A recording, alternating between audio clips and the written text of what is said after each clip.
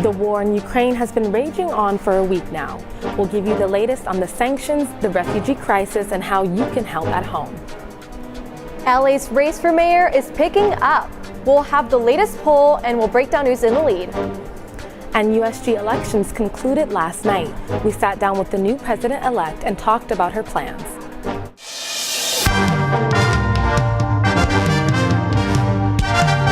Annenberg TV News is next. The war in Ukraine has been ongoing for a week now. Good evening, I'm Cassie Esparza. And I'm Sydney Charles. Just moments ago, a United Nations agency said 1 million refugees have now fled Ukraine. Russia intensified its attacks on Ukraine, targeting several cities, but Russian forces appear to be stalled outside the capital Kharkiv. Ukraine's second largest city saw several strikes. A government building was targeted and has partially collapsed. Many nations are expressing concerns that the violence will escalate. The United Nations General Assembly voted to condemn the Russian invasion. The resolution passed by a vote of 141 to 5. 35 countries abstained. Russia opposed the resolution alongside Belarus, Syria, North Korea, and Eritrea. The violence in Ukraine is causing hundreds of thousands of residents to seek refuge in neighboring countries, including Poland, Hungary, Romania, and Slovakia. The UN reports that 874,000 people have left Ukraine over the past 7 days. We spoke with a Ukrainian American in Los Angeles whose family had to escape the war. Many people come into the border just to offer their services for free to bring these people, these refugees, to whatever place they want to go in Europe, just to make sure that they're feeling comfortable and they're finding the proper living place, and also they're fed. I've seen the square, which I used to walk with my friends, it was terribly devastated, like all the pieces and all the broken cars and buildings and, the bodies of the people who were killed by that implosion. This is so crazy, Western sanctions on Russia are putting the people living there under pressure. The Kremlin today said that the Russian economy is taking, quote, serious blows. A growing number of companies have suspended their business dealings with Russia. Nike and Apple have closed their online stores, and Boeing and Airbus have stopped supporting Russian airlines. Netflix has also cut streaming services to the country altogether. The price of the ruble has fallen severely since last Thursday and is currently worth less than a U.S. penny. A USC professor of international relations says the economic stress will have major impact on Russia going forward. The weak ruble means that everything costs Russians more that they import from abroad, right? Instead of taking 5 rubles to buy something, it now takes 25. Anything imported, whether it's an automobile, whether it's a piece of cheese, whether it's a pair of shoes, they're all becoming unaffordable to Russians. There'll definitely be backlash. The question then is, will that result in what? Some kind of uprising? Unlikely, but an angry, dispirited population and a lot of quiet protest? Absolutely. Putin will no longer be able to rule Russia with a broad base of popularity and obedience, right? He can rely on obedience. He's the strong leader that many respect. Now he'll just be a garden variety dictator. Russia's stock market has been closed for several days. The U.S. is considering sanctions on Russia energy flows, but no decisions have been made as of yet. Los Angeles County could end an indoor mask mandate this Friday. That's only if the CDC moves the county into the medium or low risk category tomorrow. If the mandate is dropped, masks will now be highly recommended in all indoor settings. The change will apply to both vaccinated and unvaccinated people. We asked USC students what they thought about the mandate going away. If they think, we're ready for that, then, I trust them to make that decision. For me, they're not that hard to wear, and they stop the spread of not only COVID, but like other diseases and sicknesses. I wouldn't go to class and not wear a mask, but I don't know what the university should do. The selfish part of me, of course, really would love for the mask mandate to go away. But we've seen this before, and I'm worried that it's too soon. As of yesterday, there were a little over 1,000 COVID cases in the county. That number was nearing 9,000 just 1 month ago. Cases a year ago were a bit higher than they are now, at about 1,400. Congratulations are in order for USC's new USG president-elect, Hannah Woodworth. Woodworth and her VP, Nivya Krishnan, secured the presidential office for the 2022-2023 school year. Out of 21,000 undergraduate students at USC, about 4,500 voted in the election. Woodworth and Krishnan's campaign gained a little more than half. The first thing they plan to tackle once they're in office is to create a culture of transparency. What we heard from students is that they don't know what USG is. It feels very gatekeepy as an organization. We want students to know that our student government is here for them. It is here to help them and make their USC experience better. We want to make our student government and USC in general more transparent. Woodworth and Krishnan will take their oath of office on Inauguration Day, which is April 5th. Coming up, figuring out where mental health days have gone on Elevate. Ash Wednesday was today. We asked students what the event means to them. What are Washington prep students doing at the USC's Roski School every morning? USC's new program to increase diversity in architecture later on.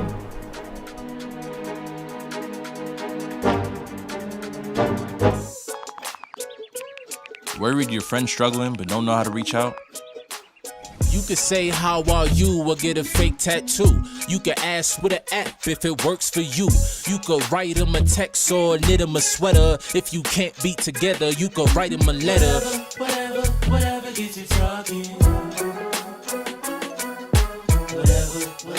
Whatever gets you talking.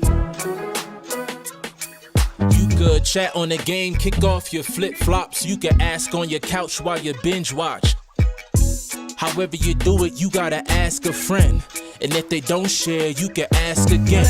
Whatever gets you talking. Whatever gets you talking.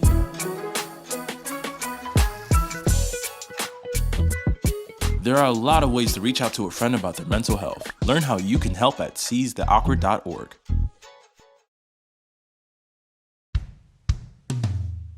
Hey world, I have a quick message. It's about safe driving. All right, let's go. Anytime you're driving, have the seatbelt buckle tight. Both hands on the wheel and your phone out of sight. When not in your hand, trying to text somebody back. Because if you do, your car might get smacked. The moral of the story, just put your phone down. The people on the road will stay safe and sound. Put your phone down, put your phone down. People on the road will stay safe and sound. Yeah. Today is Ash Wednesday, which marks the beginning of Lent. For Christians, it's a time of repentance, reflection, and fasting, leading up to Easter Sunday. At the USC Caruso Catholic Center, students got their forehead marked with ashes in the shape of the cross. They shared what the season means to them. It's kind of like the cycle of life. We come from ashes and we return to ashes, and it's good to remind us, like during Ash Wednesday, that it's the start of Lent. Recognizing that it's time for sacrifice and like preparing to reflect on all of the things that I've seen and I'm grateful for. It's just a visual representation of all of us Catholics. So a lot of us live our lives, but you won't really tell because we're just normal people. For those wanting to attend Mass at the Caruso Catholic Center, there will be one every Sunday at 9 and 11 in the morning, and again at 5 in the afternoon, all in person. The return to in-person learning and life on campus presents a handful of new challenges for students, and they no longer have days built into their week to reset. Ella Katz has more on wellness days and why they could be even more impactful for in-person learning. That's right, Sid. When classes were online, the university sprinkled wellness days throughout the semester for students to recalibrate and rest up. And while being back in the classroom is definitely exciting, these mental health days are no longer in effect, and not all students are happy with that decision. I think that the university should bring back mental health days. They were really beneficial to me, and it kind of just gives you a time to just breathe and relax, and that's something that's college. And to further unpack, these mental health days, joining me now is Dr. John, a licensed clinical psychologist. Dr. John, hi. Thanks so much for being with us. Thank you so much for having me. So I think some of our student interviews got cut off, but I talked to a bunch of students today, got out on campus, and the feedback that I heard was that they really felt that these mental health days were even more important with the return to in-person learning. So just starting off, what are your thoughts on mental health days in general, in school, in the workplace? Like, are they necessary with the return to in-person life, or could they maybe imply that the school or workplace is not good for our mental health? Yeah, interesting point. I think having a day off work to focus on taking care of ourselves is great. I think also we can sort of rebrand that and think about having more of a mental health life. So figuring out what that looks like, going back in person and dealing with some familiar stressors as well as some new ones possibly. So, you know, having a mental health life, not a mental health day, how do we do that? What does that mean? Give us a little bit of a roadmap here. Yeah, there's a couple of points I want to make. So the first one is to use the mental health resources you have at USC. There is a USC page. If you Google mental health resources USC, it is there, it is available. And these were emphasized on the mental health days. I also want to think about building a mental health life means being centered around different habits you can build slowly and surely. And being in college is a great time to do this. They can sort of carry you through the rest of your life possibly. So I think of having a healthy relationship with others, making sure our nutrition is good and we understand what proper sleep hygiene is, developing a mindfulness or a meditative practice, something we can do, you know, bit by bit each day, maybe 5 to 10 minutes. Developing a self-reflective practice. That could be talking to a loved one about how your day went, or journaling, different ways to journal as well. And then also knowing when to ask for and seek support and help. I think that's also a really big one.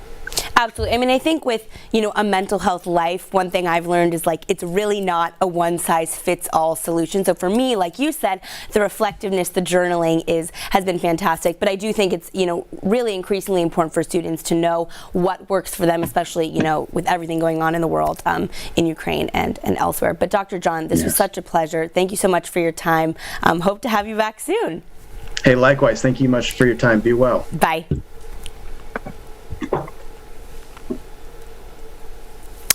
And I know that I will continue to take small steps to live a mentally healthier, happier life, like I just said. And hopefully, if you're watching this out there, you're a student or an adult, you can hopefully do the same.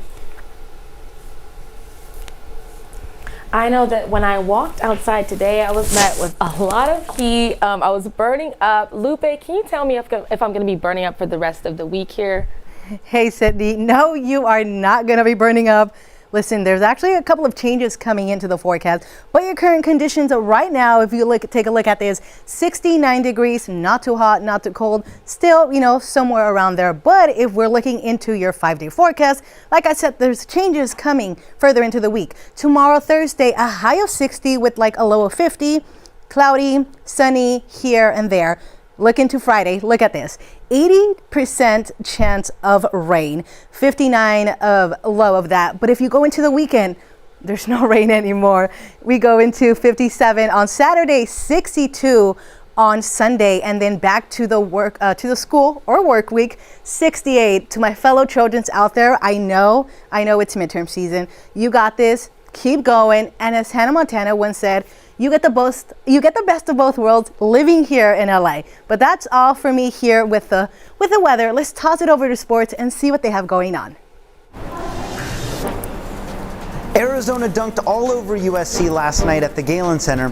USC women's basketball opens postseason play, and we debut a brand new segment next on Sports.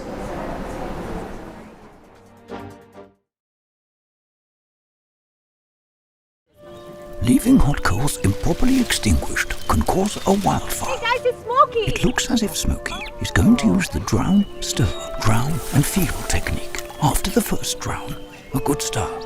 Next, another drink. And finally, a close feel. Is it cool? Okay. Yeah. Hey Smokey, catch! Oh, my bad, Smokey. Only you can prevent wildfires. When I was your age, I was just like you, fascinated by stars.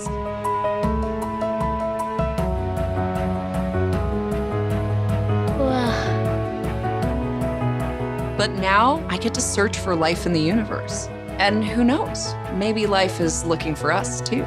So we're like aliens to them? Yeah. Does anyone want to be a scientist now? I do.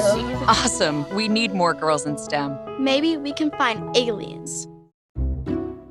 I'll never forget the day our landlord called and said, read your lease. No pets allowed. My owner tells him my dog ate the lease, but that didn't work. And now I'm stuck in a shelter. But this pit bull is ready for a new crib. I'm loving, loyal, and play well with others. So don't be intimidated by all my muscles, because the biggest one I have is my heart. That's right, I said it.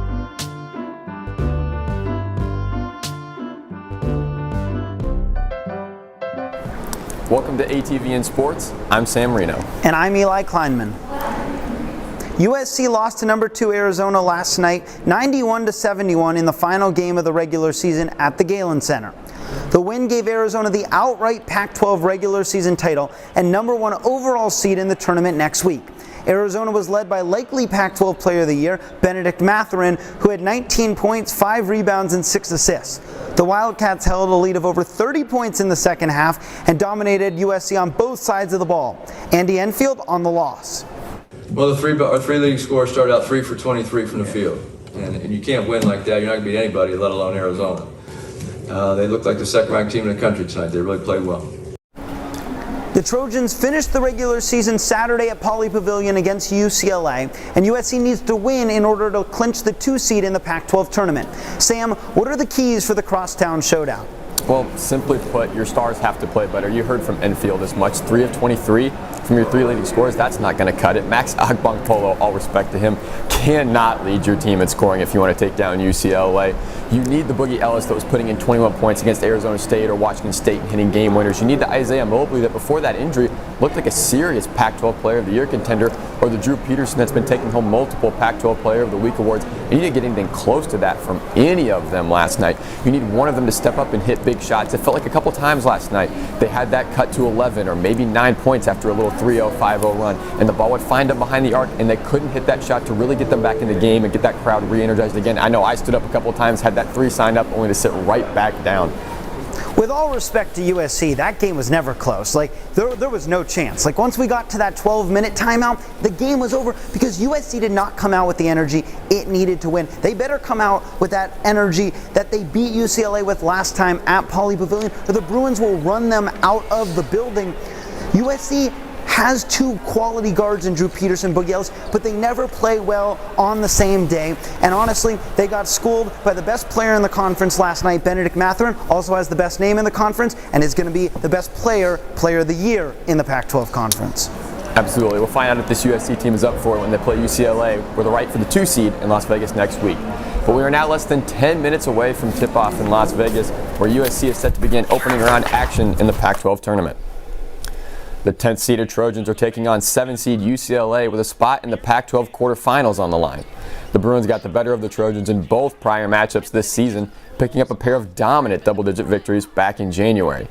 But USC isn't the only team in action this weekend. All Pac-12 teams are descending on Las Vegas for the Pac-12 tournament, and Eli and I are here to break it down for you. So let's go over to Eli at the monitor here.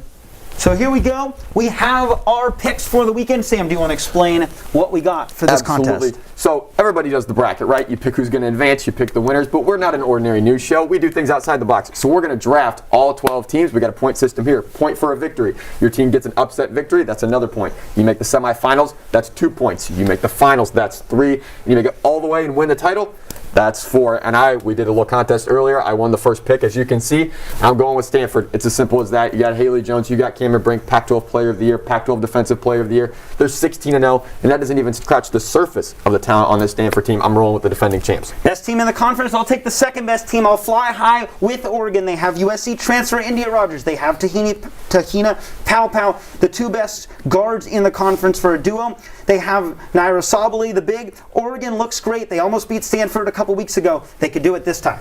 Absolutely. March is all about being hot, and this Colorado team is the epitome of that right now. They rattled off 13 at the beginning of the year. They've won 6 out of 7 coming into this tournament, and Miyae Hollingshed is a walking double-double right now. In fact, she just put up 15 and 12 earlier today in a win over Washington. Go ahead and put a point for me on the board there. Well, I'll talk about hot. I'll take the hottest offense in the conference. That's Utah. They shoot threes. They run in transition. That's what you need to do to win in March. I like the Utes. They're a young team. They have 3-time Pac-12 Freshman of the Week winner on their squad. The Utes are going to get it done. Expect them to go maybe all the way to the semifinals in this tournament. This Arizona team has certainly struggled of late, and they dropped the game to UCLA this weekend, but they were a top 5 team earlier this year. They are extremely talented, and if they can get healthy, which has been kind of a problem of late, I wouldn't be surprised to see them beat that Colorado team that I picked, give myself a little insurance there, and maybe they pull off an upset over that Stanford team. Who knows? Well, I'll take Washington State. Ledger Walker sisters are dominant. When they start scoring, they're hard to beat. They can pull off some upsets. I expect them to potentially pull off a couple this tournament as well. This Arizona State team is the epitome of struggling coming in. 6 in a row they've dropped, and that's a 9 of 12. But I'm trying to steal 2 points here. Get that 9/8 upset, and we'll see what happens. Well, the good news for you, or the bad news for you? Good news for me, they already lost. Oregon State with the dub. That's my next pick. They have Talia Van Alhoffen, one of the best scorers in the Pac-12. She can put it up buckets. Watch out, Stanford. You want to talk about buckets? How about UCLA's Charisma Osborne? She put up 27 in their last victory over USC. She had 18 and 10 in a weekend win over still a top 15 Arizona State team, or Arizona team, my bad. This March is all about getting hot, and it's all about getting hot with your guards and getting buckets. And that's exactly what UCLA is going to get from Osborne. As Desiree Caldwell said, what's better than the Bruins? It even includes all Bears, including gummy bears. I got USC. We'll take the Trojans, which leaves 2 more picks on the board. And I made it earlier. I said you got to have hot guards in March, and that's what Cal has. The Pac-12's leading scorer in Jada Curry. They took down USC in a tight game, close buckets. When the defense gets tight, they prove they can get them. And I like them in an upset win early on, and maybe even 2, getting all the way to that quarterfinal matchup with an Oregon team that, who knows? Oh, come on. And I'll take UW because, well, they're the last team left on the board. That's a wrap for sports. Coming up, USC's efforts to increase diversity in architecture, starting with high school students. That's next.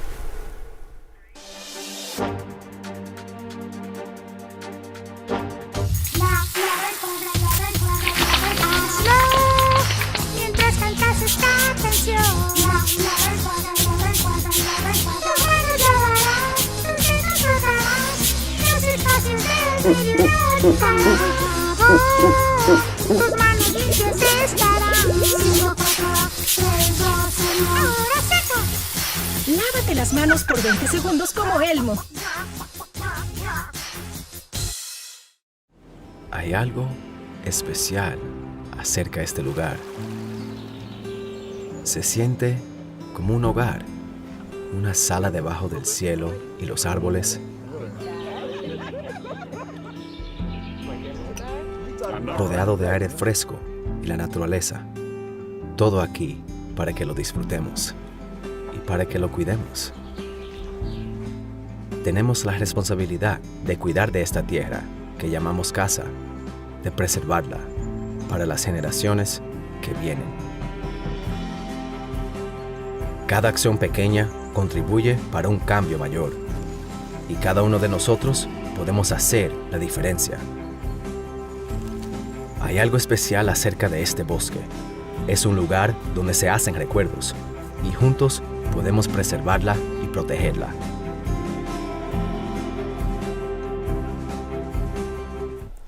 The USC School of Architecture has launched a semester-long immersion program.